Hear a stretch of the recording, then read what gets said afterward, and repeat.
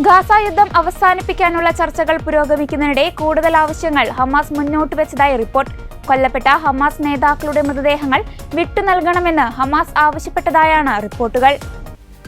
യുദ്ധത്തിനിടെ Israel കൊലപ്പെടുത്തിയ Hamas നേതാവ് യഹ്യ സിൻവറിന്റെയും മുഹമ്മദ് സിൻവറിന്റെയും മൃതദേഹങ്ങൾ വിട്ടുനൽകാൻ ഹമാസ് ആവശ്യപ്പെട്ടതായാണ് അന്താരാഷ്ട്ര മാധ്യമങ്ങൾ റിപ്പോർട്ട് ചെയ്യുന്നത്.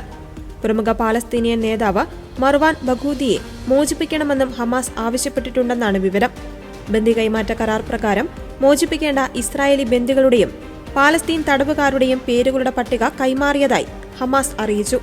യുദ്ധം അവസാനിക്കുവാൻ ട്രംപ് മുന്നോട്ടുവച്ച 20 നിർദ്ദേശങ്ങളിൽ ഈജിപ്തിൽ നടക്കുന്ന ചർച്ചകളിൽ ശുഭാപ്തി വിശ്വാസമുണ്ടെന്നും ഹമാസ് വ്യക്തമാക്കി.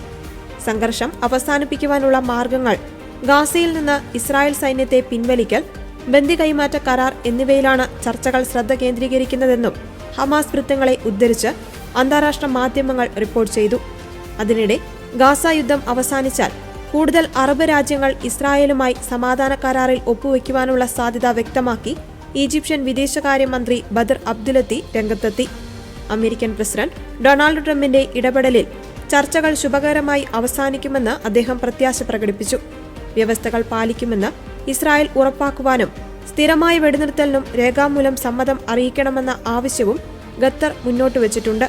സെപ്റ്റംബർ 29-ന് ഇസ്രായേൽ പ്രധാനമന്ത്രി ബെഞ്ചമിൻ നെതന്യാഹുവുമായി നടത്തിയ കൂടിക്കാഴ്ചയിലായിരുന്നു ട്രംപ് 20 നിർദ്ദേശങ്ങൾ മുന്നോട്ടുവച്ചത്.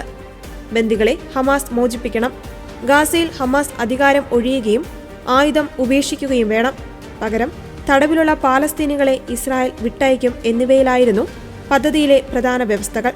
ഗാസയിലെ സഹായ വിതരണം UN, റെഡ് ക്രസന്റ് ഉൾപ്പെടെയുള്ള ഏജൻസികൾ വഴി നടത്തുമെന്നും ഇസ്രായേൽ സൈന്യം ഗാസയിൽ നിന്ന് ഘട്ടം ഘട്ടമായി പിന്മാറുമെന്നും നിർദ്ദേശത്തിൽ പറഞ്ഞിരുന്നു. പാലസ്തീൻ പ്രദേശങ്ങൾ താൽക്കാലികമായി ഭരിക്കുന്നതിന് നോൺ പൊളിറ്റിക്കൽ സമിതി രൂപീകരിക്കും.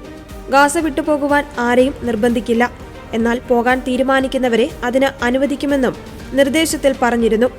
മറുപടി നൽകാൻ ഹമാസിന് 4 ദിവസത്തെ സാവകാശമായിരുന്നു ട്രംപ് നൽകിയത്. ട്രംപിന്റെ നിർദ്ദേശങ്ങൾ ഹമാസ് പൂർണ്ണമായും അംഗീകരിച്ചിരുന്നില്ല. ചില കാര്യങ്ങളിൽ ഇനിയും ചർച്ച വേണമെന്നായിരുന്നു ഹമാസ് അറിയിച്ചത്.